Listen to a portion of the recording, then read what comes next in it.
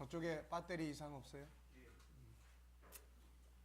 자, 여기서부터는 이제 피코치와 코치의 자세를 봅니다. 첫째, 코칭은 누구나 할 수 있다. 남녀노소, 학식의 유무, 신분의 귀천에 상관없이 누구나 할 수 있고 해야 할 프로그램이다. 다만 다음의 자세를 가져야 한다. 첫째는 변화와 발전에 대한 갈망이 있어야 한다. 예, 그러니까 본인의 의지가 아주 중요해요. 예. 가장 중요한 것은 변화와 발전에 대한 갈망이다. 코칭에 있어서 피코치가 가져야 할 가장 중요한 자세이며 이것이 없이는 코칭이 진행될 수 없다. 진행되어도 좋은 결과를 기대할 수 없다. 물론 이제 우리는 바깥의 코칭은 분명한 의지를 가진 사람들을 돈을 받고 이제 해요. 그러니까 의지가 없는 사람들은 아예 안 하죠. 근데 우리는 의지가 없는 사람에게 의지를 심어주는 단계로 우리는 가야 돼요. 왜냐면은 우리는 사람을 전도해야 되니까. 그래서 의지가 있는 사람만 찾다 보면 할 사람이 많지가 않으니까. 그러니까 의지가 없는 사람을 의지를 만들어 줘야 돼. 아시겠죠? 그러니까 뭐 그런 틀을 가지고, 그러니까 하나님께서 하신 코칭을 우리가 배워야 돼요.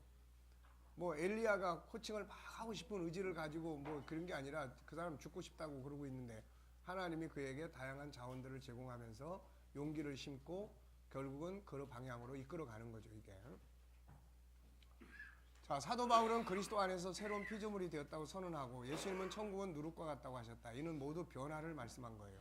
생명을 가진 것들과 기계들의 차이점은 변화에 있어요. 생명이 있는 것들은 끊임없이 새로운 변화를 시도하고 이루어갈 수 있지만 기계들은 그렇지 못합니다. 그 중에서도 사람은 변화를 위해 존재하는 자들이다. 자기 안에 있는 본능의 세계인 이상과 꿈을 이루기에 끊임없이 변화를 시도하고 이루어가고 있다. 동물들은 변화를 이끌어가지 못하고 변화 앞에서 도태되고 있지만 사람은 환경의 변화를 시도하면서 새로운 환경을 만들어간다. 이게 인류의 문명이다. 이 노력은 인간의 꿈이 실현된 하나님의 나라가 임하기까지 계속될 것이다. 재능은 모두 드러난 것이 아니라 숨겨진 보물 강산과 같다. 그러기에 끊임없이 발전할 수 있고 개발될 수 있다. 다만 변화의 욕구를 가지고 변화를 추구하는 자들에게 의해서 개발된다. 사람은 꿈을 갖는 존재다. 그리고 꿈을 이루기 위해서 필수적으로 변화가 필요하다. 그리고 변화하고자 할 때 그 안에 있는 능력, 재능들이 개발된다. 그러므로 우리는 아름다운 꿈을 꾸고 나아가서는 그걸 이루기 위한 변화를 시도해야 한다. 그래서 새로운 변화에 대한 갈망이 없는 것은 이미 생명력을 잃어버리고 있는 거예요. 자포자기, 다 그냥 포기해버리고 싶은 이런 상황에 있는 거죠. 예수님은 세상에 오셔서 많은 말씀을 주셨는데 주님의 말씀은 다 변화를 요구하는 거예요. 변화. 마태복음 5장 39절, 40절 이런 곳에 보면은 옛사람은 이렇게 말했다. 뭐 이는 이로 누는 누로 갚으라 했다. 그러나 나는 너에게 말하는데 악한 자를 대적하지 말라. 그리고 오른밤 때리면 왼밤 돌려대고. 이건 다 새로운 변화의 역사예요. 네. 자, 억지로 우리를 가게 하거든 심리를 동행해 줘라. 다 새로운 변화입니다. 원수를 사랑하며 너희를 박해하는 자를 위해 기도해라. 그러니까 옛사람에게 말한 바 한다는 것을 너희가 들었다. 이거는 구시대적인 개념이고, 그러나 나는 너희에게 이르노니 이거는 새로운 시대예요. 주님의 말씀들은 모두 새로운 변화를 촉구하는 거예요. 우리가 기존에 지금 살고 있는 우리의 생활 습관이나 관습이나 우리의 스타일은 다 뭐가 필요해요? 다 변화해야 될 요소들이에요. 그러니까 다 변화가 필요한 겁니다. 그런데 기존의 고정관념을 가지고는 결코 변화를 받아들일 수가 없어요. 그런데 고정관념을 버리고 이 말씀들을 실천하기에 변화를 추구한다면 어떤 결과들이 나타날까? 기적의 역사가 만들어지는 거죠. 새로운 변화 속에서 기적은 일어났다. 오병이어의 기적, 물이 변해서 포도주가 된 기적, 밤새도록 물고기 한 마리 잡지 못했던 바다에서 2배나 가득 잡는 기적, 병든 자들이 치료받고 자유하는 기적, 바다 위를 걸었던 베드로의 기적. 이 기적들을 깊이 연구해보라. 이것들은 모두 고정관념을 뛰어넘는 변화를 추구하는 과정이에요. 베드로한테 2배나 가득 잡는 고기, 잡는 기적. 베드로가 만약에 기존의 고정관념에 고집을 부렸다면 그는 집으로 그냥 갔을 거예요. 그래서 내가 밤이 맞도록 그물을 내렸지만 고기 한 마리 못 잡았습니다. 그러나 선생님 말씀에 의지해서 그물 내리겠습니다.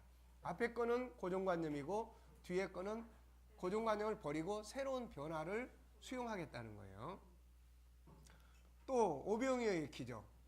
자, 빌립은 기존의 고정관념에 매여 있어요. 이 정도 많은 사람을 먹이려면 얼마 정도의 돈이 필요하고 그 정도의 돈을 가져도 이 사람들 먹일 수 있는 말을 이거를 이 지역에서 충분히 살 수 없다. 그러니까 어떻게 해야 됩니까? 빨리 끝내고 빨리 보내자는 거죠. 이게 기존의 고정관념이고 안드레는 그분이 뭔가를 기대하고 할 것이다 생각을 하고 이제 재료를 모으러 다닌 거예요, 이제. 그리고 그걸 갖다 놓고 자, 저희가 할 수 있는 건 이건데 어떻게 하시겠습니까? 라고 이야기를 한 거죠, 이게. 그러니까 이 바리새인과 사두개인들이 다 실패한 이유는 뭐냐면 고정관념, 자기들이 살아왔던 옛사람에게 명한 바에 대한 전통에 그냥 매여 있어서 새로운 걸 못 받아들이는 거예요, 이게. 그러니까 새로운 걸 전혀 못 받아들이니까 결국은 다 그 고정관념대로 가다가 결국은 다 멸망하고 만 겁니다, 이게. 그렇죠. 고정관념이라는 건 내가 살아왔던 어떤 삶, 내가 알고 있던 어떤 삶, 이거를 신앙에 예수님이 오시고 말씀이 와서 우리한테 새로운 변화를 시도하라는 거예요. 변화를 하라는 거예요. 더러운 말 하지 말고 은혜로운 말 하라는 거야. 거짓된 거 버리고 진실되게 하라는 거예요. 옛사람 죽이고 새사람 입으라는 거예요. 근데 이런 변화를 맞이하려면 필수 조건이 내가 살아왔던 삶의 스타일을 다 내려놓고 이걸 깨야 되는 거야, 이거. 근데 이게 어려운 거예요, 이게. 네. 특히 나이가 들어갈수록 고정관념이 더 어려워져요, 이게. 네. 애들은 그래서 어떤 생각을 가지고 있다가도 쉽게 바꿀 수가 있어요. 근데 어른이 딱 되면 벌써 이게 굉장히 어려워집니다, 이게. 그래서 나이가 많은 사람들은 변화를 선택하기가 굉장히 쉽지가 않아요, 이거. 우리 목회자들도 마찬가지예요. 목회자들은 그동안 해왔던 자기가 알고 있던 목회 개념이 이게 딱 고정관념으로 자리 잡고 있어요. 그래서 그 이외 건 다 변질이야. 그 이외 건 다 변질이고 그 이외 건 다 이단이고 그 이외 건 다 세속하고다 이렇게 생각해 버리는 거예요. 그러니까 우리가 강의를 들어도 마찬가지예요. 아까도 이야기했지만은 변화를 만들어내려면은 우리가 가지고 있는 기존의 목회 개념을 좀 내려놔야 돼요. 뭐 예수님을 내려놓으라는 게 아니에요. 사용하는 그릇을 바꿔보라는 거죠. 사용하는 그릇. 사용하는 도구들을 바꿔보라는 거예요. 그러려면 이걸 내려놔야 되는데 계속 공부는 해도 그걸 안 한다고요, 이게. 그만큼 고정관념은 무서운 거예요. 사람은 안 해본 길을 간다는 게 쉬운 게 아닙니다. 그래서 도전이 필요하고 용기가 필요하고 실패를 각오해야 되고 그런 절차들을 밟아가면서 새로운 방향들을 이제 경험하게 되고 보이지 않았던 눈에 안 보였던 새로운 어떤 세계들을 내가 경험하고 내 것으로 만들어낼 수가 있는 거죠.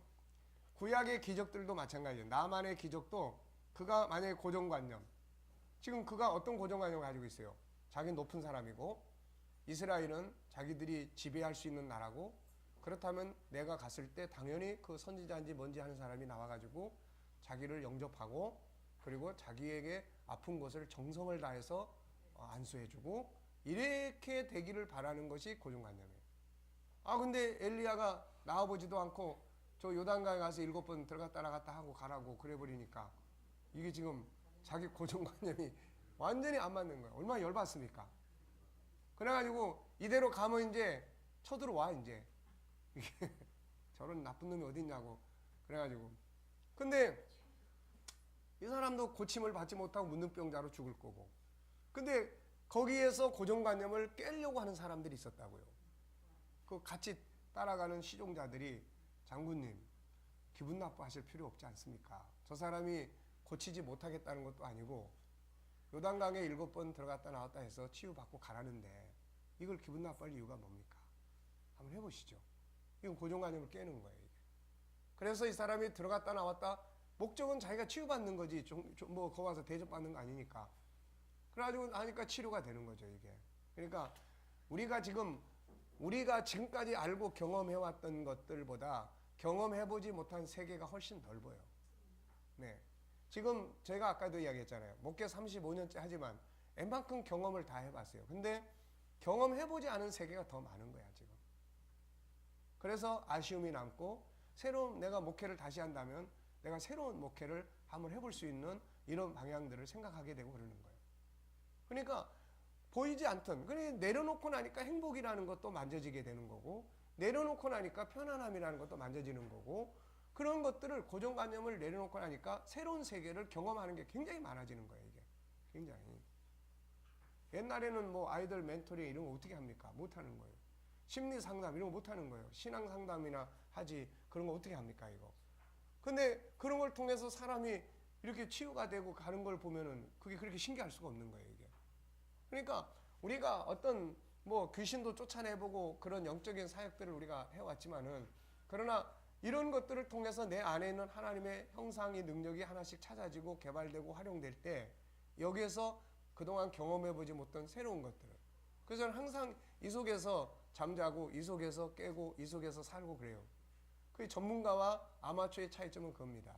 그러니까 여러분들이 전문가로 발전을 하기 위해서는 이 속에서 사셔야 돼요. 생각하는 게 이 속에서 하고, 외우는 건 철저하게 열심히 외우고, 그러면서 그 테두리가 어느 정도 선에서 딱 맞나요. 이게 항상 전문가 프로가 되기 위해서는 시간의 채움이라는 게 있잖아요. 이 안에서 어느 정도의 내용들이 딱 만납니다.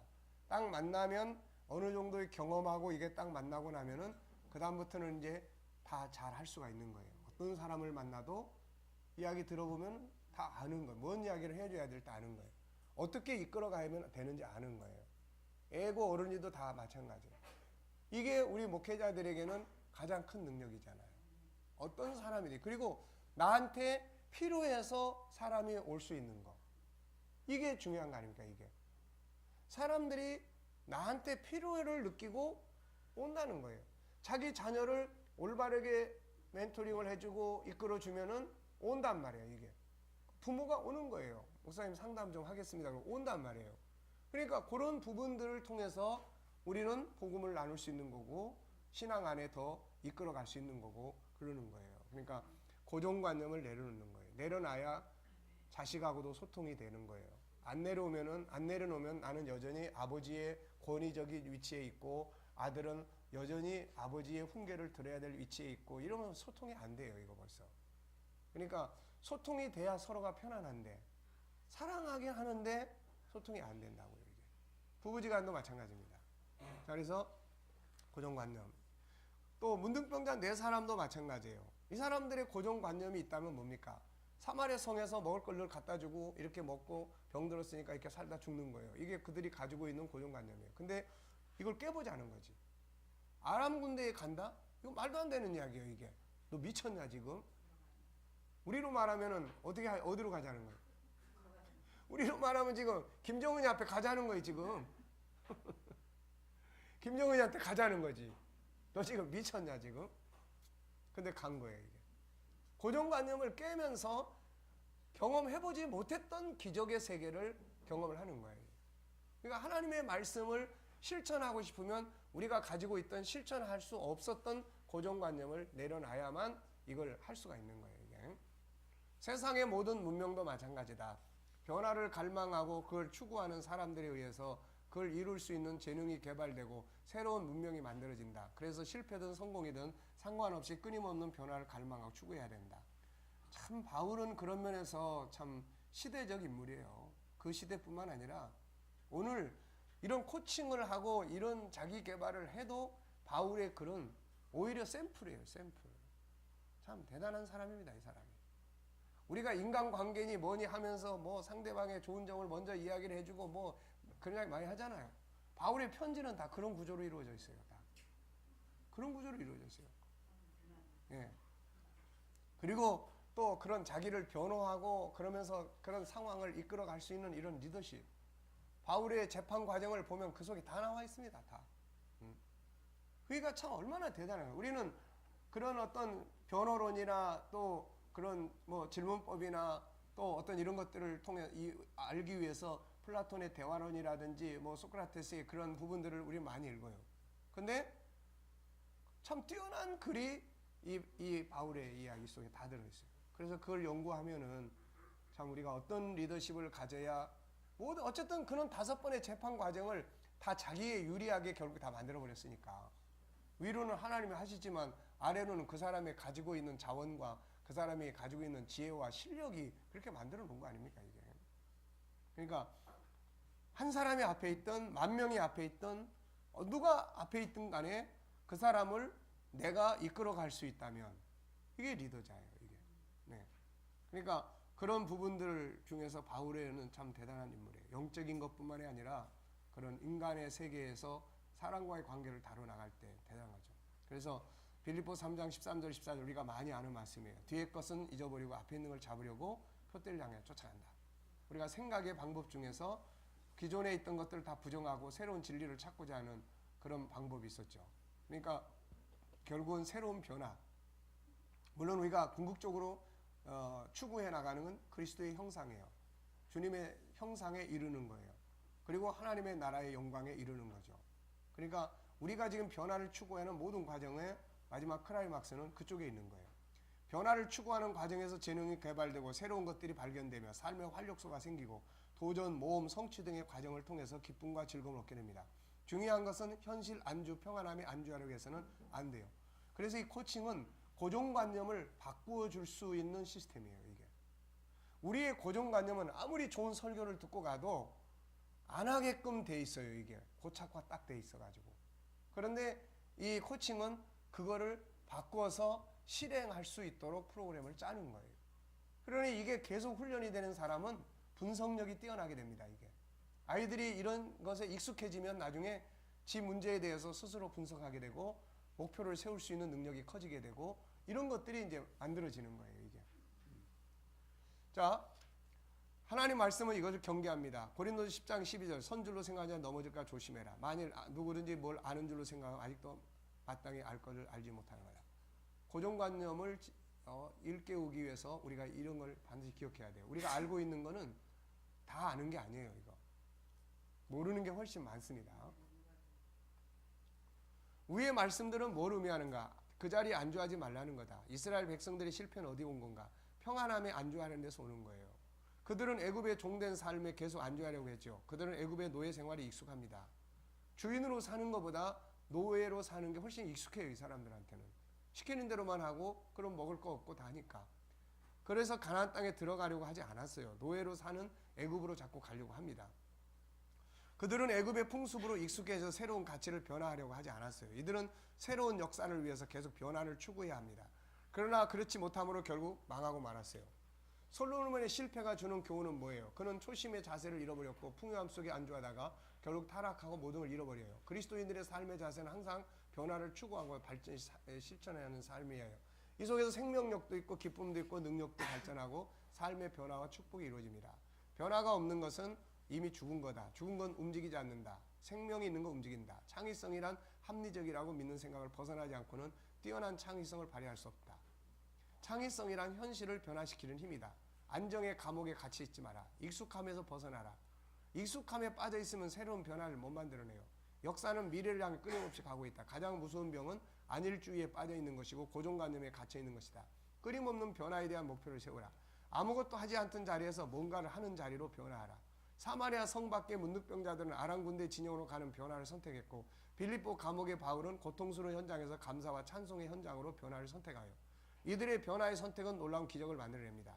늘 하던 방식이 아닌 새로운 방법으로 변화해봐라. 탕자는 기존의 타락의 자리에서 아버지 집으로 돌아가는 새로운 변화를 선택을 합니다.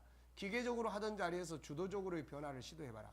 요셉은 노예였지만 노예처럼 기계적으로 산 것이 아니라 주도적인 삶을 살아요. 그 변화를 시도해야 돼요.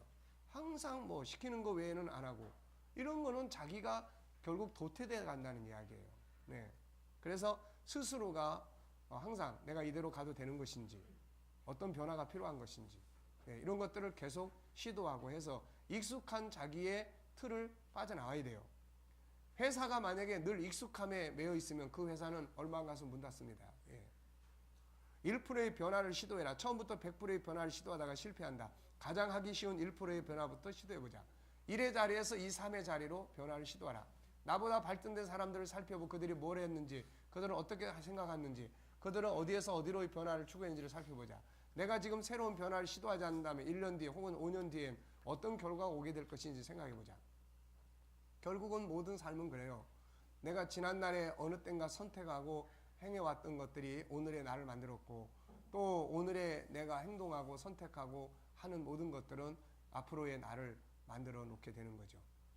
내가 지금 새로운 변화를 시도하지 않는다면 1년 뒤에 혹은 5년 뒤에 어떤 결과가 올 것인가, 변화를 위해서 어떤 결단이 필요한지, 왜 변화가 필요한지, 어디서부터 변화가 시작돼야 하는지, 변화의 목표는 어디이며 변화되었을 때 어떤 결과가 올 것인가, 변화를 위해서 버려야 할 건 뭐고 새로 시작할 건 뭔가, 변화를 위해서 그동안 미뤘던 일들을 정리해보고 그걸 시작해보자. 갇혀있던 자리에 탈출의 변화를 시도해라.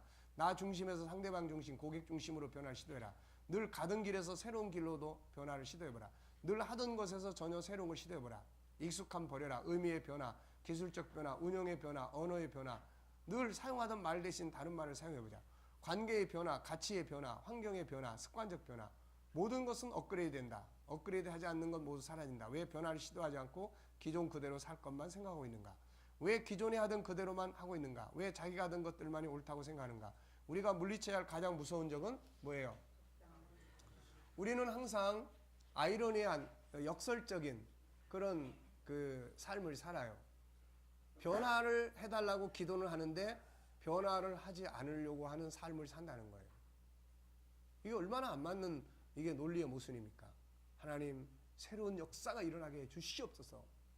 근데 새로운 역사로 일어나려고 하는 곳으로 안 가, 자기가. 네. 하나님, 우리 교회를 부흥시켜 주시옵소서. 그런데 새로 들어오는 사람 쫓아내. 네. 이게 얼마나 우리가 안 맞는 이야기들이고 모순된 이야기냐고요, 이게. 교회가 부흥을 하려면 먼저 있는 사람들이 새로 들어오는 사람들을 어떻게 안내하고 어떻게 양육하고 어떻게 이끌어주고 어떻게 서비스를 하고 이래야 되는 것들이 다 서 있어야 되는데, 새로운 사람이 자기 자리 차지하려고 그러면 시험 들어가지고 또 안 해버리고 막 이런 상황들이 되니까 결국은 치여서 나가는 거예요. 자, 그러니까 이런 모순된 것들을 우리는 탈피해야 됩니다. 절대로 내가 하나님 앞에 새로운 변화를 위해서 기도한다면 우선 내가 무엇부터 바꿔가야 될 것인지에 대해서 신속하게, 혼자 찾기 어려우면 코치를 찾고 코치를 만나서 나는 지금 이 상황이 싫습니다. 이 상황에서 벗어나고 싶습니다. 그리고 코칭을 해야 돼요. 그러면 이제 코치의 이야기를 다양하게 들으면서 아니면 셀프 코칭을 하든지 뭘 하든지 해가지고 그 자리에서 탈피하고 새로운 목표를 향해서 달려가야 돼요. 그래서 새로운 변화가 새로운 결과를 만들어내는 겁니다. 자, 당신은 더 발전할 수 있다. 그래서 이런 것들 조심해야 되는 거예요. 마지막 꼬린지점에서 기회를 잃어버리고 이렇게 말한다. 수많은 사람들은 이런 함정에 빠져 있어요. 안일주의, 무난함, 최선의 길. 마지막 꼬린지점에 기회를 잃어버리고 다 이렇게 말합니다. 이 정도 했으면 됐지 뭐. 나는 여기까지가 한계인가 봐. 나는 이 정도만 해도 좋게 됐어 뭐. 다 주의 은혜로 사는 거지 뭐. 이런 것들이 당신의 재능과 능력을 더 이상 발전할 수 없도록 만들고 있는 적이라고 하는 사실을 생각해 본 일이 있는가? 당신은 더 발전할 수 있다. 왜 우리가 발전할 수 있죠?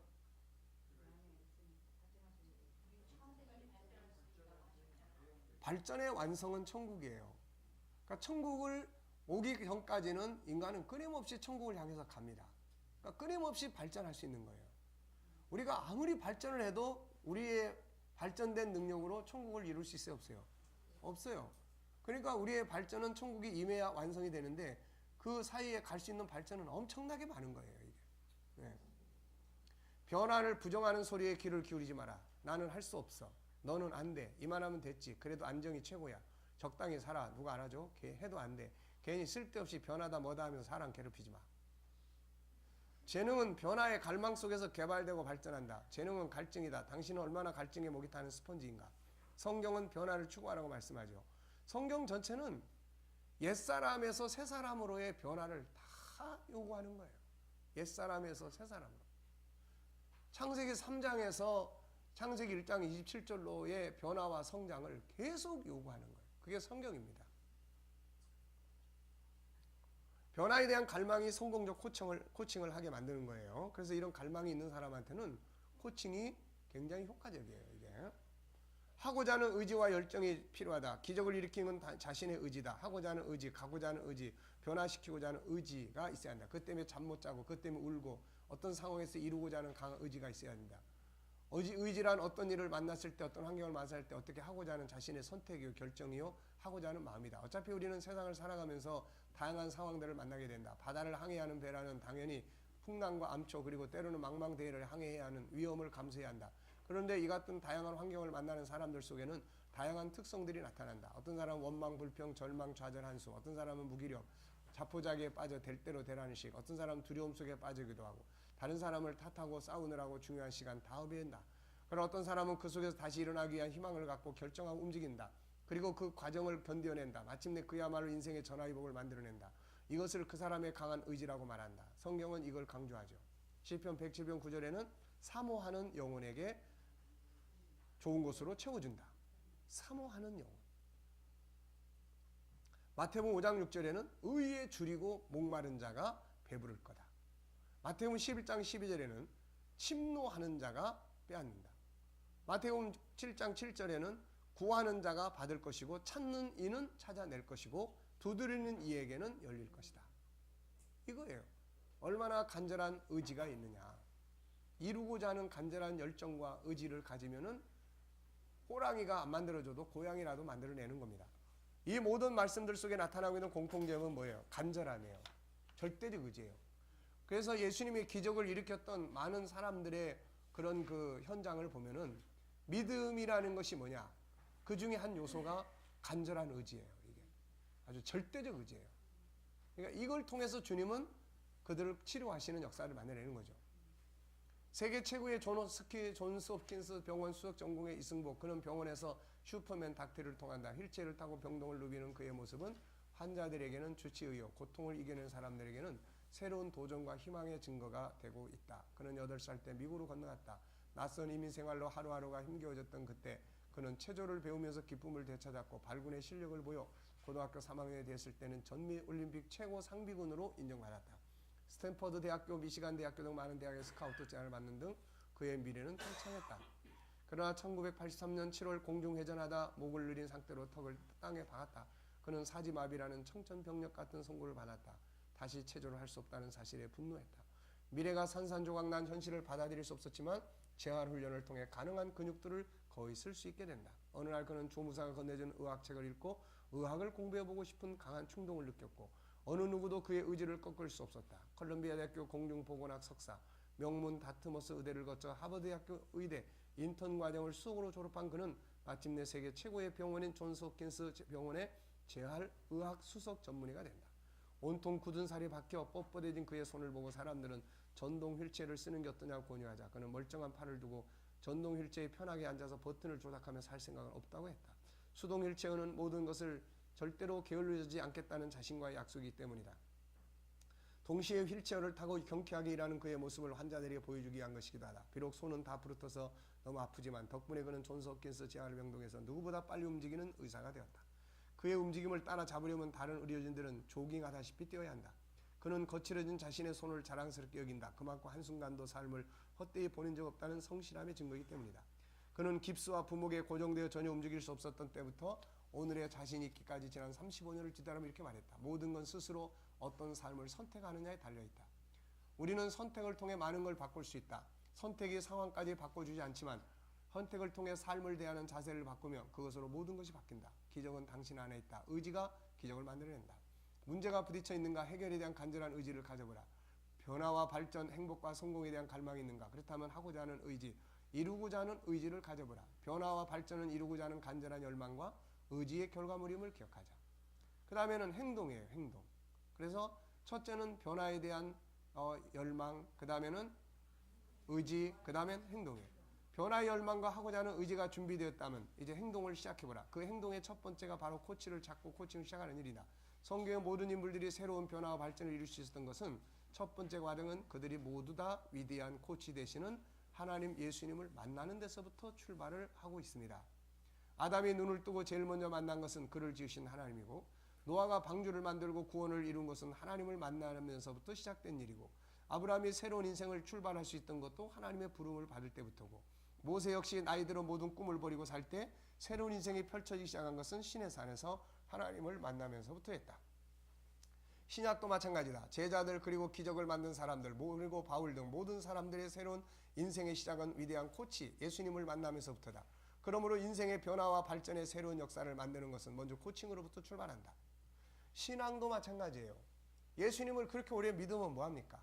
천국은 가는데 예수님과 코칭의 삶이 안 이루어져.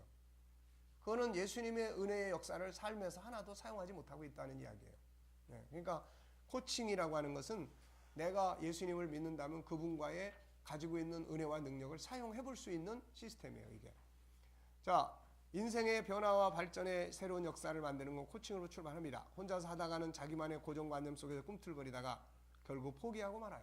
우리가 어디 가서 은혜를 받고 와서 뭔가 조금 해보려고 몇 주 하다가 그 다음에는 어떻게 하죠?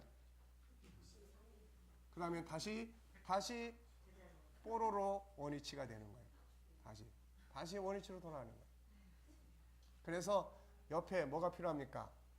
공동체가 필요하고 옆에서 뭔가 함께 갈 수 있는 동지가 필요한 거고 그들이 서로 코치 역할을 하는 거죠, 이게. 네.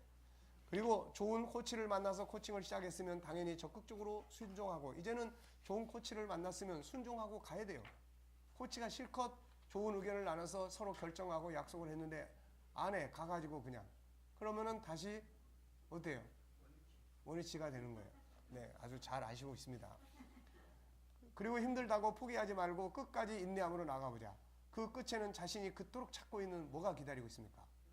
변화와 발전의 열매가 그토록 나를 기다리고 있는 거예요. 이게. 이해됩니까? 네.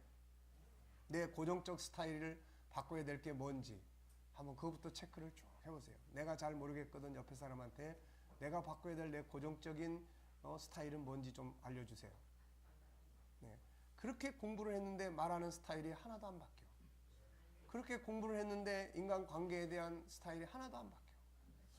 다 이거는 고정관념이 내 안에 뿌리 내리고 있는 겁니다. 이게. 그러니까 그런 것들을 하나하나 찾아서 거울을 봐야 돼. 거울을 다 보고 내 얼굴을 이렇게 이쪽을 바꿔야 되겠다. 나도 모르는 사이에 괜히 눈을 떴다 그러면 나무 흘리는 눈만 자꾸 뜨게 되고 이거를 이제 좀 내리는 연습을 해야 되는 거예요. 내리는 연습. 네, 이렇게 내리는 연습. 네. 아시겠죠? 자, 좋은 코치는 누굽니까? 자, 코치의 모델은 예수님이에요. 물론 밖에 나가서 우리가 여러 가지 코칭의 좋은 지도자를 통해서 코칭의 기술은 배울 수 있지만 진정한 코칭은 예수 그리스도의 생명을 위한 코칭이니까 이거는 꼭 배워야 합니다. 피코치의 자세와 함께 필요한 것이 능력 있는 코치를 이제 만나야 돼요. 어떤 코치가 능력 있고 좋은 코치입니까? 자기도 변화를 못 시켜나가는 사람을 코치로 만나다 보면은 이게 골치 아파지는 거예요, 이거. 자, 좋은 코치의 방법과 기술을 제대로 배우고 개인의 성품과 인격이 좋은 코치라면 그리고 풍성한 경험을 가지고 있는 사람이라면 말할 것도 없이 좋은 코치가 될 수 있다. 끊임없이 연구하고 공부하는 코치가 좋은 코치다. 탁월한 코치들은 끊임없이 질문을 개발하고 하는데 많은 시간을 투자합니다. 풍성한 정보와 자원들을 가지고 있는 코치가 좋은 코치다. 끝까지 책임있게 인내하면서 이끌어가면서 마침내 목표를 이루도록 해주는 코치가 좋은 코치다. 개인의 이익보다는 피코치의 변화와 열망을 이루어주기 위한 애착과 사랑을 가진 사람이 좋은 코치다. 전문적 안내 스킬은 자신의 이슈에 대해 관련 지식이 부족한 피코치에게 한 줄기 빛과 같은 영향을 미친다. 따라서 코칭 이슈에 대해 코치가 많은 지식을 가지고 있을수록 유리하다고 할 수 있다. 아시겠죠? 자, 이런 사람들은 좋은 코치라고 합니다. 자, 일반적으로 위에서 소개한 정도의 자질과 능력을 가진 사람이라면 좋은 코치가 될 수 있다. 그러나 정말 좋은 코치의 모델은 하나님 예수 그리스도다. 예수님은 코칭의 달인이다. 그래서 이 책의 제목을 코칭의 달인 예수 그리스도로 정했습니다. 이제 이 제목은 우리 사모님이 추천해 준 제목이에요. 이제 우리는 하나님 예수 그리스도를 참된 코치의 모델로 삼아야 된다. 그분은 우리에게 이렇게 말씀하셨어요. 내게 배우라. 나를 본받으라. 그분에게서 뭘 배우고 뭘 본받아야 됩니까? 코칭의 방법을 배우셔야 돼요. 그분은 가장 위대한 코치로서 코칭의 달인입니다. 이유가 뭔가? 그분을 만난 자들은 모두 살아서 변화된 삶으로 성공하는 거예요. 자신이 만난 사람들을 살리고 변화시키고 성공하게 만든다면 이보다 위대한 코치가 어디 있겠는가? 그런데 그분은 그렇게 하셨어요. 그러기에 그분에게 진정한 코치의 자세와 방법을 배워야 됩니다. 세상에 코치는 가서 배우려면 돈 많이 줘야 되는데 이 예수님한테는 아시죠? 돈 안 내도 그냥 잘 가르쳐 줍니다. 그분은 우리의 구세주면서도 가장 위대한 리더자 코치예요. 그러니까 예수님의 천국 가는 예수님만 생각하지 말고 이 땅에서의 가장 위대한 리더자로서 코치로서의 주님을 배워야 된다는 거예요. 근데 우리는 너무 신령해가지고 항상 천국 가는 예수님만 알고 있단 말이에요. 이거.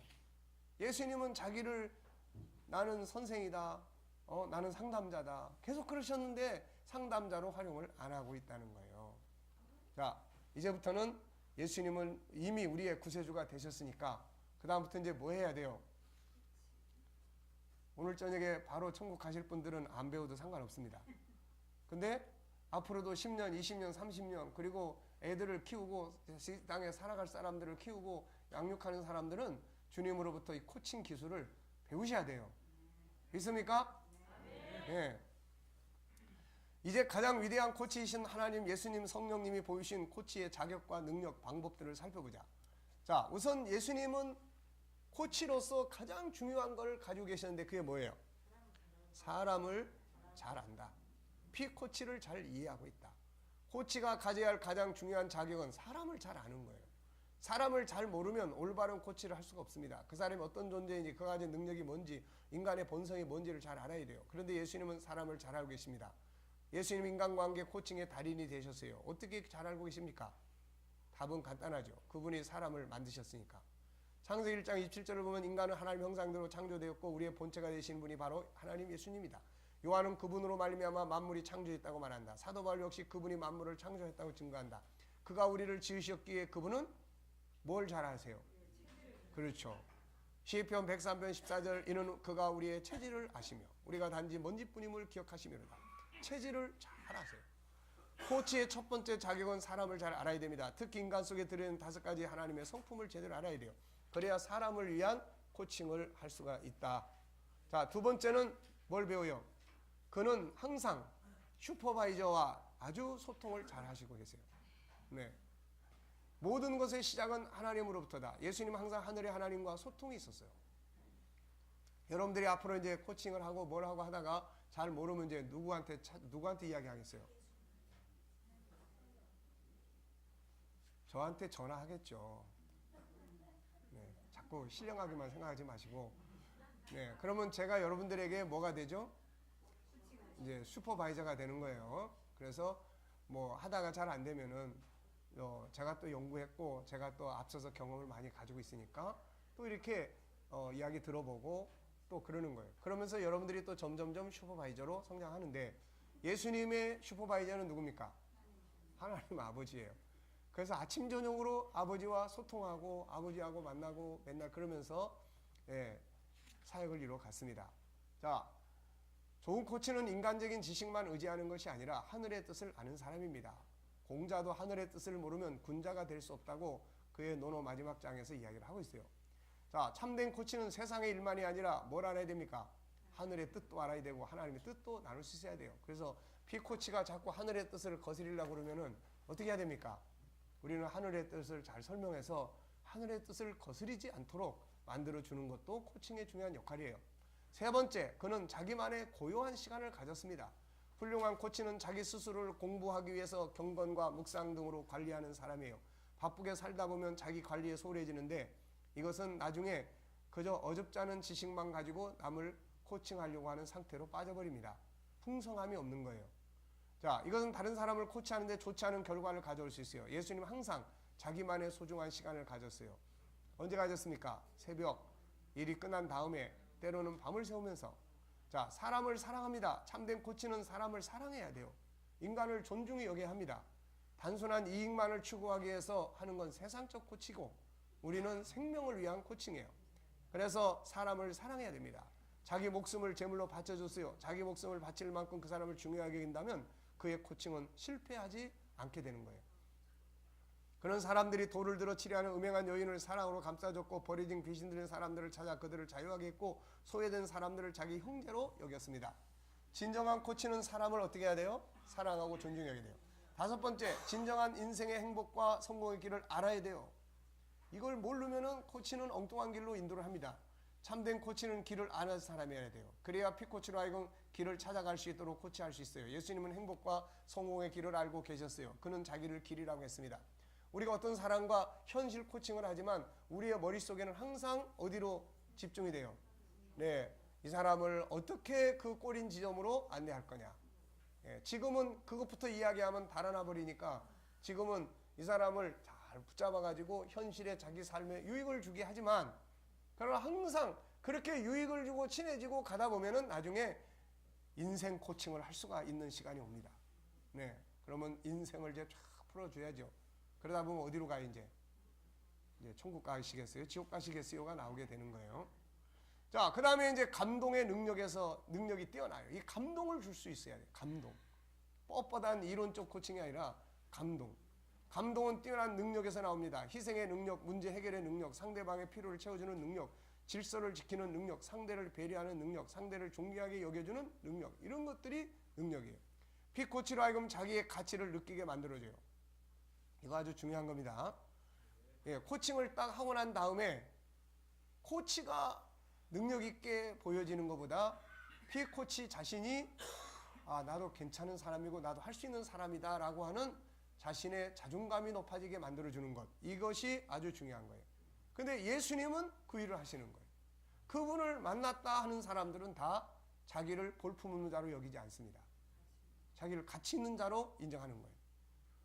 자, 그래서 그 속에는 올바른 정체성, 존귀한 가치, 능력을 알게 하고 그걸 사용하게 만듭니다. 예수님은 인간이 어떤 존재인지 아시기 때문에 그분과 코칭을 하는 자들은 누구든지 다 자신감을 얻게 되는 거예요. 곧 자신의 정체성을 깨닫게 해서 결국 자신의 존귀한 가치를 알도록 만들어줍니다. 8번째, 결코 포기하지 않습니다. 예수님은 그들을 내 손에서 빼앗을 자가 없다. 그들을 주신 내 아버지는 만물보다 크심에 아무도 아버지 손에서 빼앗을 수 없느니라. 책임감이죠. 그분은 자기 백성을 빼앗기지 않습니다. 코치는 이런 자세를 가져야 합니다. 힘들다고 피코치를 포기하지 않고 더욱 연구해서 반드시 피코치에 이루고자 하는 목표를 달성하도록 도울 수 있어야 합니다. 그분은 우리가 약할 때 더 강하게 붙들어주죠. 다시 말하면 피코치가 약해질 때 코치는 포기하지 않고 더 적극적으로 다양한 부분에서 도와야 할 것을 보여준 거예요. 9번째, 코치는 뭘 가지고 있어야 돼요? 능력의 자원을 제공해 줄 수 있어야 돼요. 코칭이란 피코치 속에 들어있는 능력을 찾아내고 그걸 활용하게 하는 프로그램입니다. 그렇지만 그 속에는 능력을 끌어내기 위해서는 때로는 코치가 가지고 있는 자원들을 제공을 해줘야 돼요. 지식의 자원이 됐든, 때로는 휴식의 자원이 됐든, 때로는 뭔가 자원을 제공을 해줘야 돼요. 그러면은 그 자원이 그 사람 속에 있는 능력을 불을 붙여주는 역할을 하게 됩니다. 자, 잠언 20장 5절이 또 나왔어요. 시작.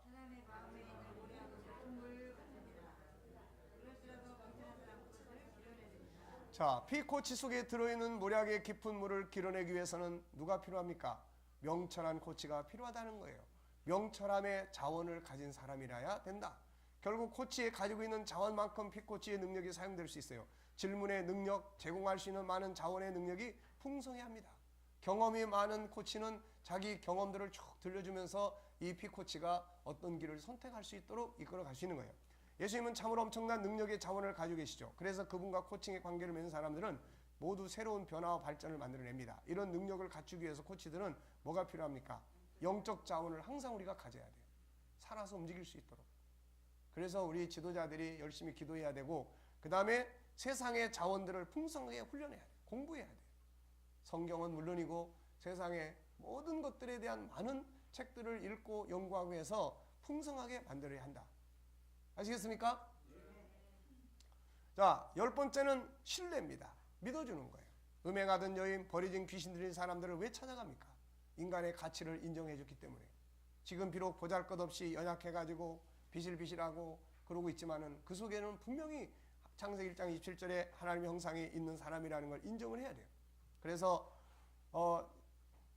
그들의 덮여있는 어두움의 구름을 걷어내면 그 안에 태양처럼 찬란히 빛나는 하나님을 닮은 형상의 보물이 그 안에 있다는 사실을 알고 있고 이걸 인정하는 거예요. 코치가 가져야 할 중요한 자세가 바로 이런 것이다. 인간 속에 들어있는 빛난 보물, 그러나 그들을 덮고 있는 어두움의 그늘들, 잃어버린 자신감, 어리석은 고정관념, 자기 학대, 실패의 경험으로 학습된 정신적 감옥 등을 벗겨내기만 하면 그들도 빛난 다이아몬드가 될 수 있다는 뭘 가져야 돼요? 확신을 가져야 됩니다. 확신. 11번째, 아무런 대가 없이 오히려 자기의 모든 걸 희생합니다. 그래서 희생의 코칭이 필요한 거예요. 그분은 아무런 대가 없이 피코치들을 도우셨고 더 나아가서 자기 것들을 희생해 줍니다. 그리고 결국 가장 큰 것을 얻으셨는데 그들의 생명과 그로 인한 영광이죠. 물론 전문적 업으로 하는 코칭이라면 적당한 경비를 받아야 합니다. 그러나 기본 정신은 예수 그리스도의 희생 정신이에요.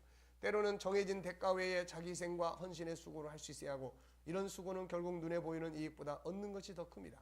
12번째, 그의 코칭은 물질적 이익보다 가치를 더 중요하게 여겼어요. 대부분의 코칭은 눈앞에 보이는 어떤 이익을 추구합니다. 아이들은 학교 성적, 사업가는 물질적 이익, 회사의 발전.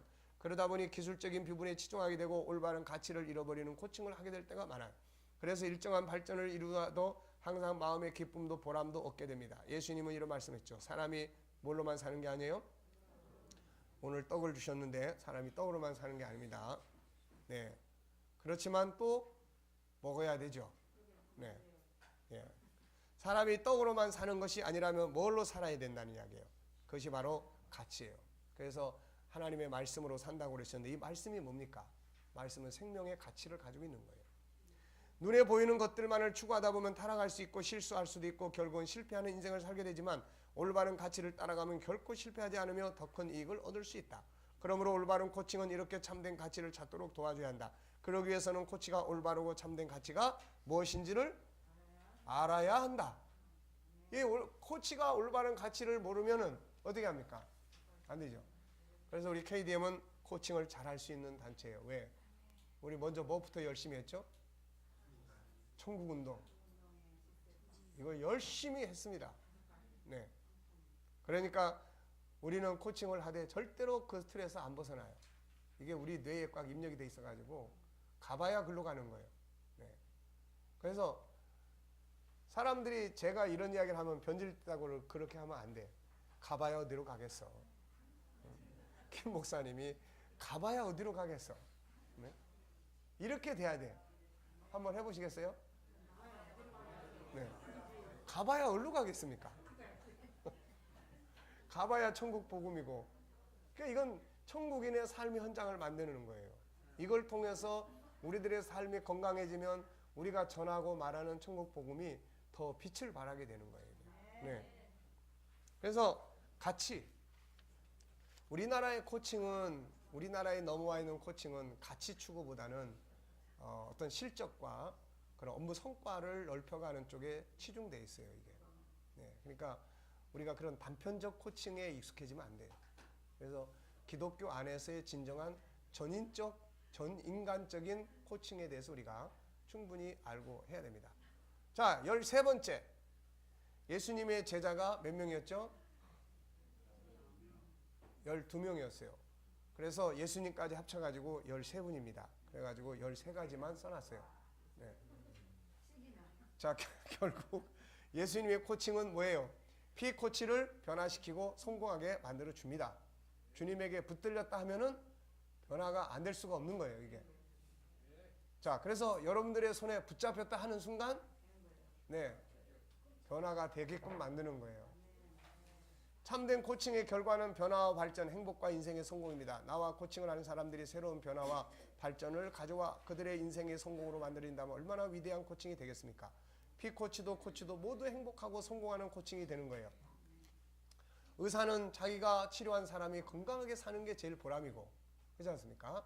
선생님은 자기가 교육시키고 훈련시킨 애가 훌륭하게 성장해서 멋지게 살아가면 제일 큰 보람이에요. 우리도 마찬가지입니다. 자, 좋은 코칭의 결론. 다음 이야기는 좋은 코칭이 어떤 결과를 가져오는지 잘 보여줍니다. 이거는 무함마드 유누스라는 사람이 코칭에 대한 자기 체험을 써놓은 거예요. 코치는 내게 있음에도 지금껏 한 번도 사용하지 않았던 나의 능력 버튼을 보도록 해줍니다. 멋지잖아요. 물론 그는 나의 버튼이 뭔지 모릅니다.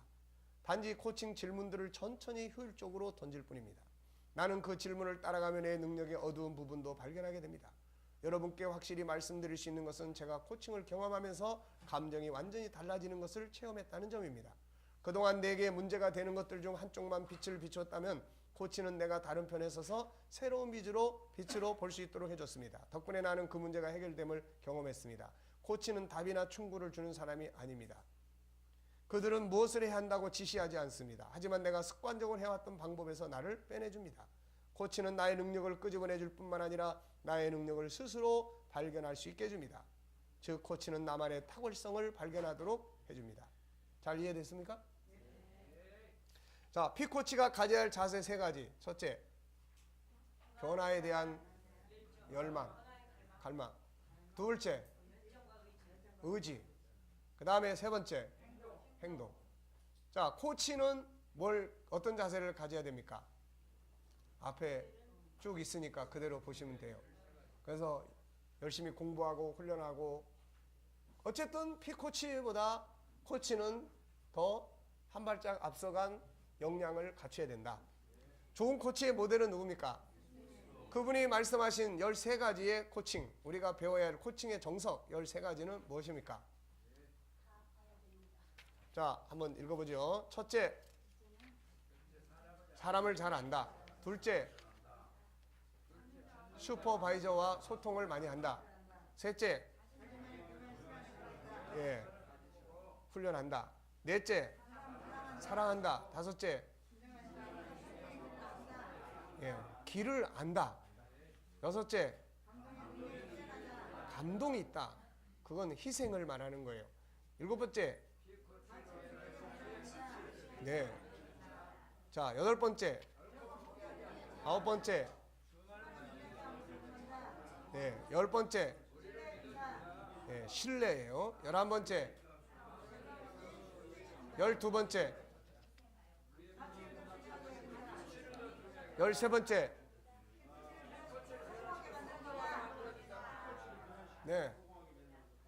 대단하세요. 앞으로 여러분들은 대한민국의 아주 탁월한 기독교 코칭을 할 수 있는 분들입니다. 여러분을 통해서 수많은 사람들이 치유가 되고 변화가 일어나고 아이들이 재능을 개발하고 세상에 나가 등불이 되고 빛이 된다는 것을 생각하면 얼마나 기쁨이 충만합니까? 그래서 한 과를 더 하겠습니다. 자, 7장. 오늘 점심 식사가 12시 40분에 여기서 출발을 합니다. 그러니까 우리가 부지런히 가야 되니까, 자, 그대로 7장으로 넘어가겠습니다. 자, 두 번째입니다. 이제 성공적 코칭을 위해서 중요한 게 또 뭐냐?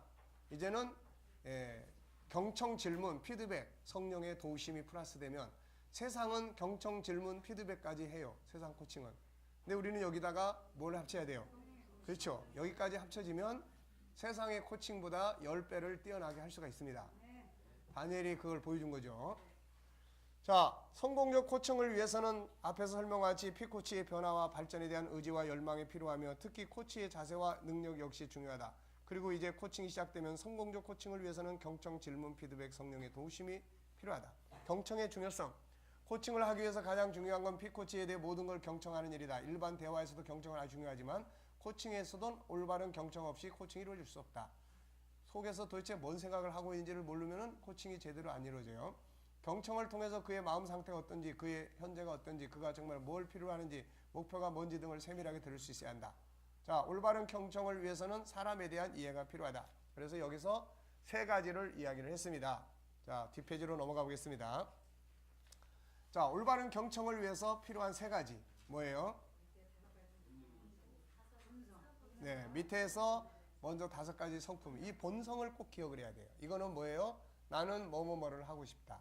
이게 나쁜 쪽에서가 아니라 좋은 쪽에서. 유일성에 존귀하면서 존귀하게 인정받고 싶다. 다양성에서 나도 나를 다름을 인정받고 싶고 비교당하고 싶지 않다. 또 내 재능과 적성을 잘 개발해서 인정받고 싶다. 뭐 이런 거예요. 근데 그게 잘 안 돼. 그러니까 뭐가 됩니까? 상한 감정이 되고, 그 다음에 뭐가 돼요? 분노가 표출하는 거예요. 그래서 요 세 가지를 들을 수 있어야 돼요. 그래서 우리가 앞에 사람이 성질내고 막 그럴 때 너는 왜 맨날 성질내냐고 그러지 말고, 뭐예요? 맨 밑바닥에서 원하는, 지금 이 성질내는 이 사람한테 내가 인정받고 싶어하는 마음이 있어요. 근데 그게 잘 안 돼. 이 사람이 나를 자꾸 우습게 여겨. 그러니까 성질이 나는 거예요. 아시겠죠? 자, 그 세 가지를 이해해야 됩니다. 그래서 마음 깊은 곳에 본능의 소리, 그 다음에 상한 아픔의 감정 소리, 그 다음에 세 번째는 이게 밖으로 나타날 때 이것만 들으면 안 된다. 그 다음에 경청의 자세 10가지, 여기는 10가지로만 했는데 2가지를 더 보태면 좋습니다. 그게 뭐냐면 위에 사람이 말하는 것은 그대로 기록을 해라. 뭐 그런 이야기예요. 자, 경청의 자세 10가지. 우리가 경청할 때 3, 3, 4, 10이라고 이야기를 했죠. 자, 여기서 10가지. 주의 집중, 귀찮은다는 표정 보이지 말라. 그리고 듣고 싶지 않은 이야기라 거부 반응, 실체가 아닌 메시지에 신경 쓰지 않는다. 실체가 뭔지를 중요하게 여긴다. 실체. 천천히 말하는 상대의 인내심 갖고 들으라. 말하는 사람이 말을 끝날 때까지 시간을 준다. 말하는 사람이 주제에서 벗어나지 않게 하라. 상냥하고 부드러운 태도로 원상태로 돌아오게 한다. 하다 보면 흥분해요. 그러니까 원상태로 항상. 작은 일에 과장되게 반응하지 마라. 중요한 포인트는 메모해라. 말하는 사람이 구체적 사항에 관해 지시하고 있을 때는 메모해라. 말하는 사람이 말을 끝낸 경우 자신이 뭘 말할 것인지 주저하지 말고 말하라. 여기 12개가 다 있네요. 하나, 둘, 셋, 넷, 다섯, 여섯, 일곱, 여덟, 아홉, 열, 열한, 열둘 다 있네요. 자, 경청의 12가지라고 써주십시오. 10가지가 아니고. 자, 경청할 때 주의사항, 공감. 자, 이건 쭉 지나가도 될 것 같아요. 공감, 자기중심적 경청되지 말고 항상 상대방 중심적. 그래서 경청할 때 말을 많이 하지 않는 것이 중요합니다. 판단이 아닌 사실을 경청해라. 내가 판단해버리면 안 돼요. 그 다음에 상대가 어떤 감정 상태인지 감지하고 상대의 감정에 공감해 듣는다. 자, 여기 예를 써놨습니다. 당신은 지금 어떠한 심정이군요. 네, 상대가 느끼고 있는 감정을 묘사하는 거죠. 상대의 표정에서 감정이 어떤 상태인지 민감하게 관찰한다. 말하는 톤, 속도 등에서 감정이 어떤 상태인지 민감하게 관찰한다. 손짓, 몸짓 등 행동에서 감정이 어떤 상태인지 민감하게 관찰한다. 자, 사용하는 단어나 표현 등의 감정이 어떤 상태인지 민감하게 관찰한다. 자, 사무실이 이렇게 지저분해. 자, 이럴 때 코치는 이렇게 바꿔줄 수 있는 거예요. 그게 감정을 읽어주는 거죠. 아, 사무실이 깨끗해져야 되는데 지저분하니까 지금 마음이 많이 상해 계시군요. 네.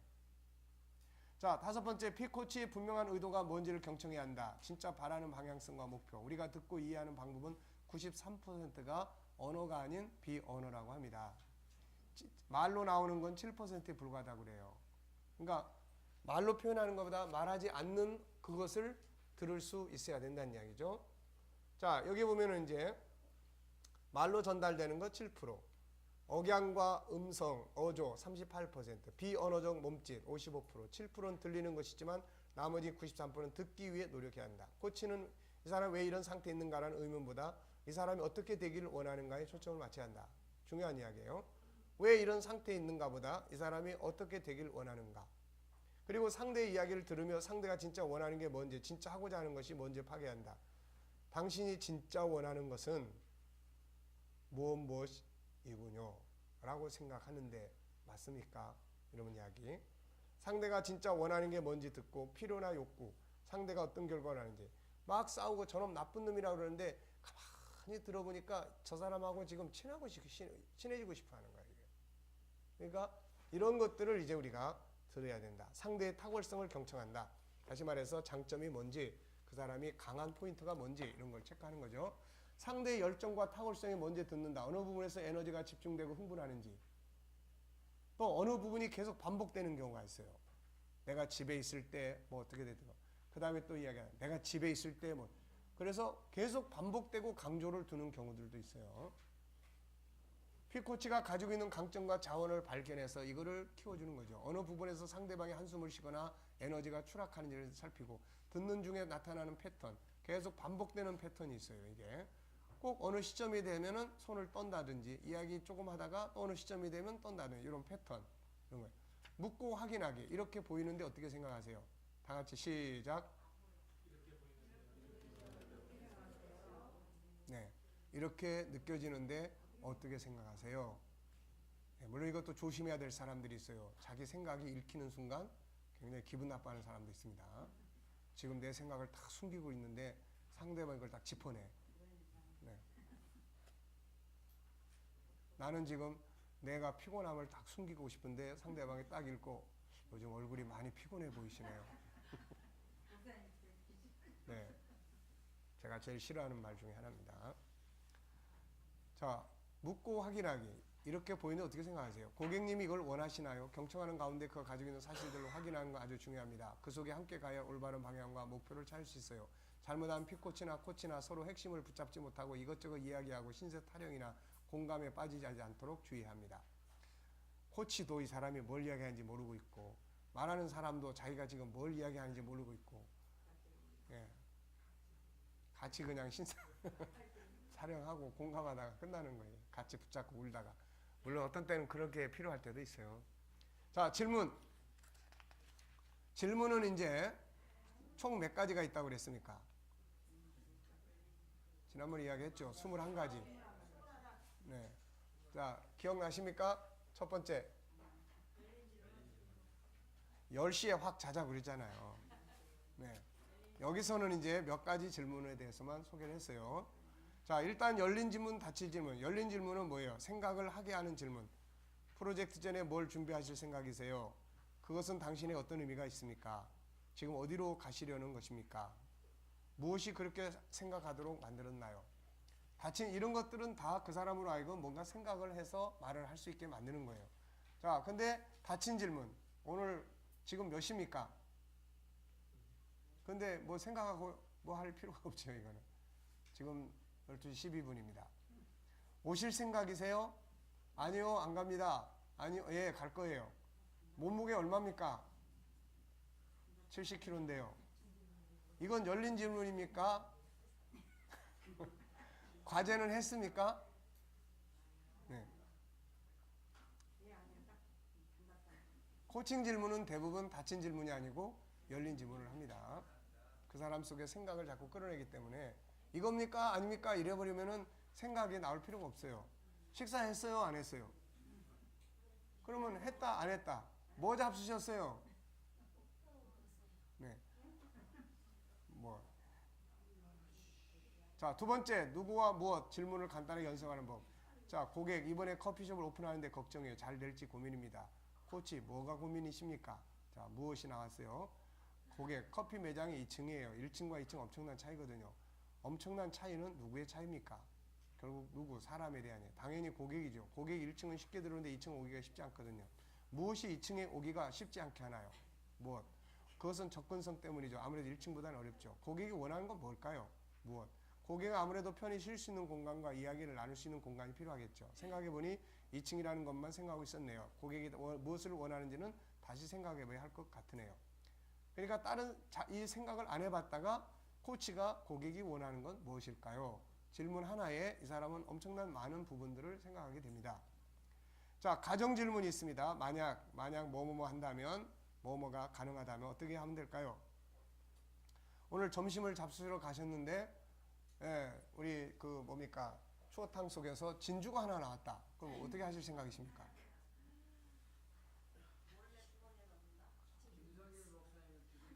오, 대단한 정답을 알고 계세요. 네. 자, 일반 질문으로 대화하는 경우 코치 어떤 주제로 이야기를 나눌까요? 건강 문제예요. 건강의 어떤 부분이 가장 문제라고 생각하세요? 그러니까 지금 구체성을 정리해야 돼요. 구체성. 어떤 부분. 건강에 대해서 그러시냐고. 이걸로 끝나는 게 아니에요. 어떤 부분. 가정 질문으로 대화하는 경우 오늘 함께 나눌 주제가 있다면 무슨 이야기를 나눌까요? 가정 질문. 건강 문제예요. 건강에 대해 걱정이 있다면 그건 무엇입니까? 만약 이대로 간다면 5년 후에 우리가 이렇게 한다면 어떤 결과가 나올 수 있을까요? 이렇게 했을 때 만약 이것이 그대로 간다면 어떤 의미가 있나요? 시간 질문. 시간은 과거, 현재, 미래로 나눌 수 있습니다. 지금과 같은 상황이 6달 동안 반복된다면 회사에 어떤 일이 일어날까요? 지금과 같은 상황을 계속한다면 앞으로 1년 후 당신 어떤 모습이 되어 있습니까? 건강이 고민인데 고객 접대를 위해 어쩔 수 없어요. 지금 건강이 어떠신가요? 지금 위궤양인데 잘못하면 암으로 발전했다고 의사 선생님이 이야기하네요. 코치, 지금 같은 생활 패턴을 반복한다면 고객님께 어떤 일이 일어날까요? 네, 암으로 이제 가시겠죠. 자, 태극 질문. 음양의 틀입니다. 비전을 이루기 위해서 요거는 밝음이에요. 참아야 할 건 무엇입니까? 이건 어두움이에요. 기회 속에서 기회. 새롭게 발견한 에너지는 무엇입니까? 이건 둘 다 양이에요. 힘든 상황에서 견디게 만드는 건 무엇입니까? 힘든 상황, 견디게 하는 거. 어려움 속에서 잃어버린 기회는 무엇입니까? 둘 다 음이고. 자, 에코 질문은 뭐예요? 반복해서 물어보는 거예요. 보험을 그만두는 것은 고객과 약속을 저버린 행위입니다. 그랬더니 코치가 보험을 그만두는 것이 고객과 약속을 저버린 행위입니까? 라고 이렇게 물어보는 거예요. 다시 반복. 에코. 정치인은 모든 거짓말쟁이야. 정치인은 모든 거짓말쟁이입니까? 땀 흘리지 않는 사람 먹지 말아야 돼. 땀 흘리지 않는 사람 먹지 말아야 합니까? 거짓말하면 안 됩니다. 거짓말하면 안 됩니까? 네. 무슨 말인지 아시겠죠? 에코 질문. 다시 반복 확인하는 질문이에요. 생각에 질문하는 질문, 생각 자체를 점검한다. 진실입니까? 그것이 진실인지 어떻게 알 수 있습니까? 그 생각을 할 때 당신은 어떻게 반응하나요? 그 생각을 내려놓는다면 당신은 어떤 사람일까요?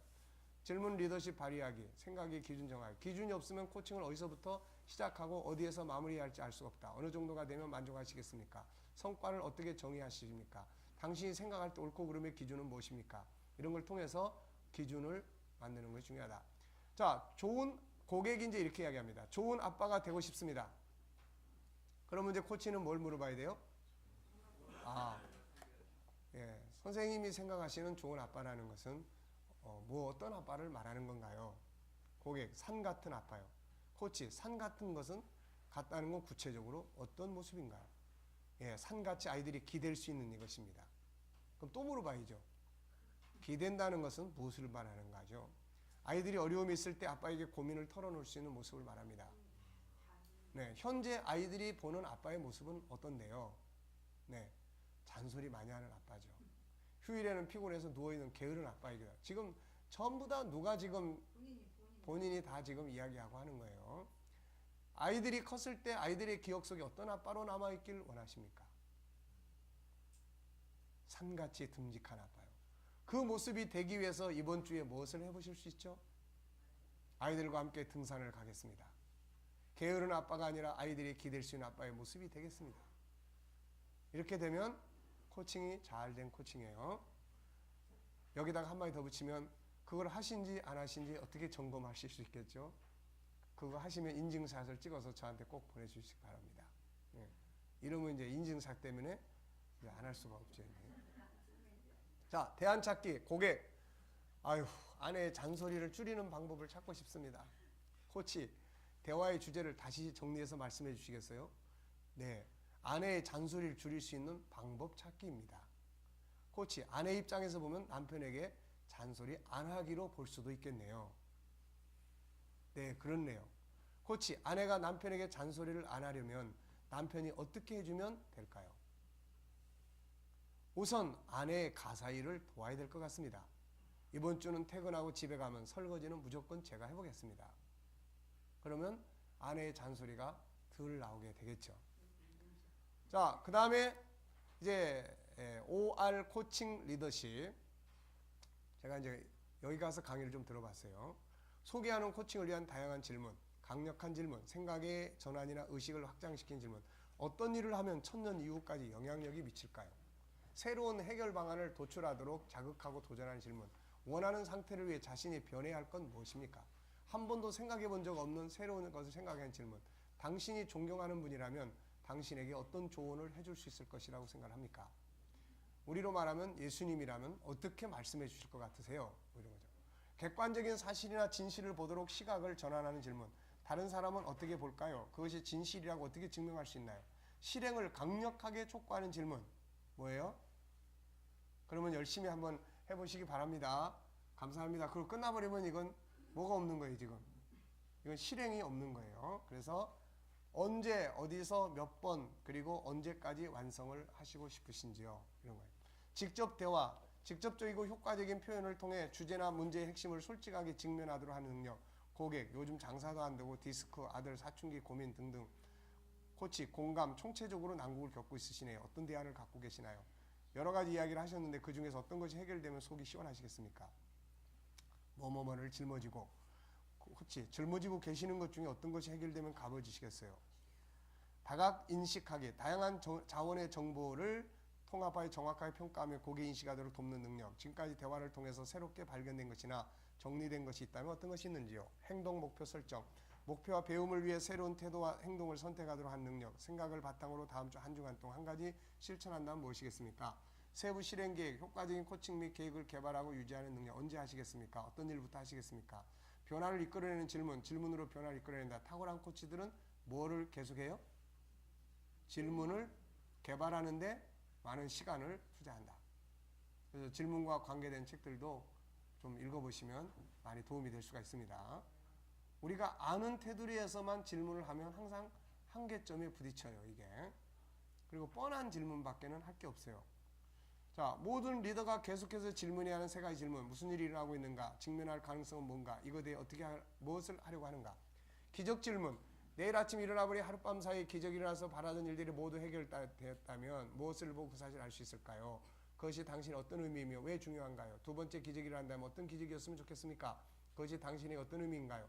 둘 중 하나만 선택한다면 어떤 걸 선택하겠습니까?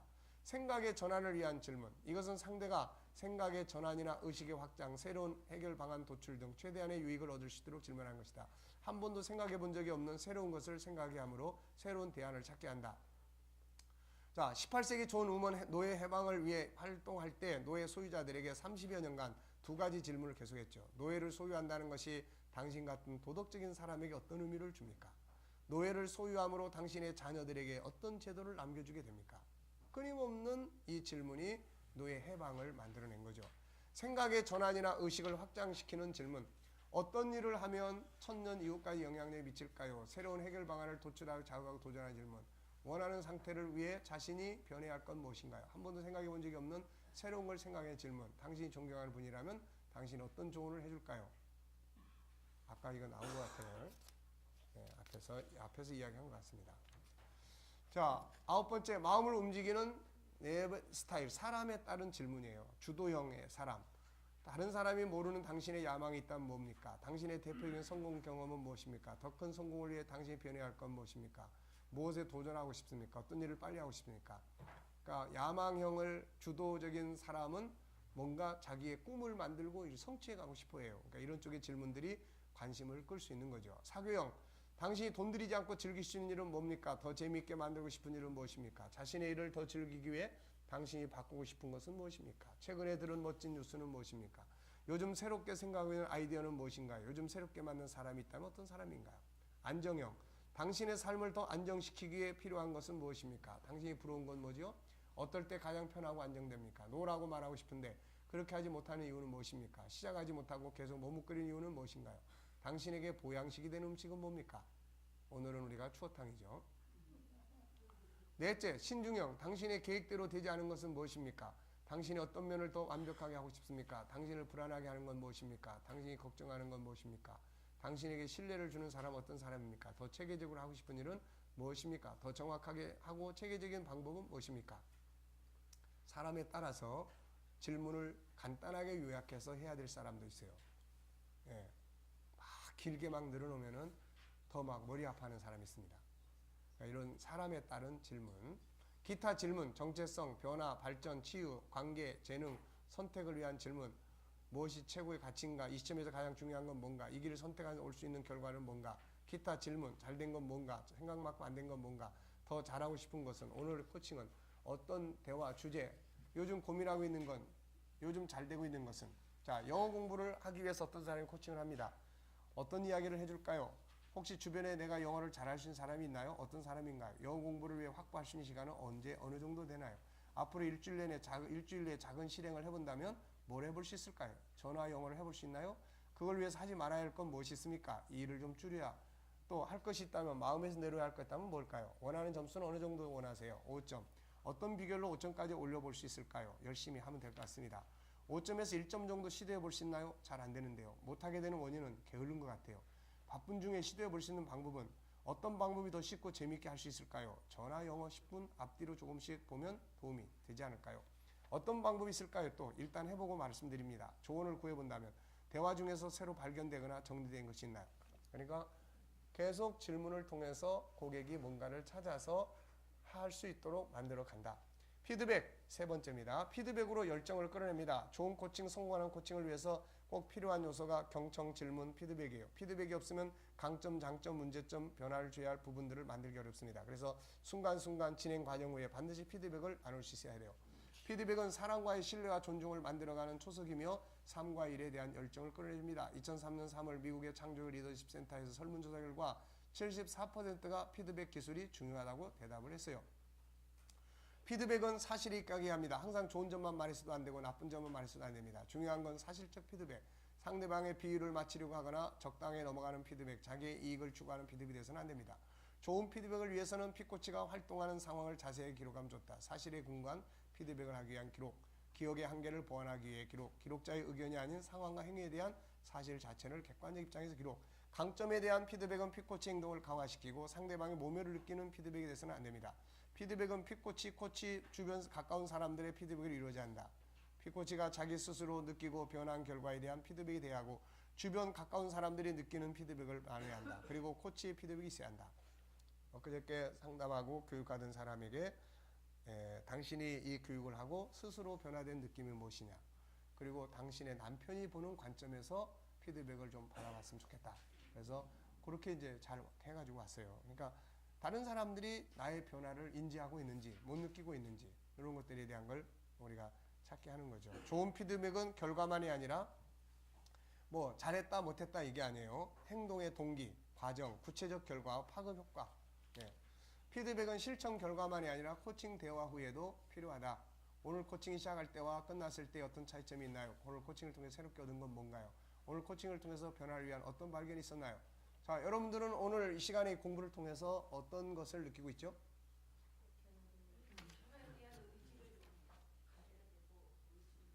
자, 뭘 느끼고 있죠? 할 수 있다. 자, 여기는 뭘 느끼고 있죠? 더 열심히 해야 되겠다. 네.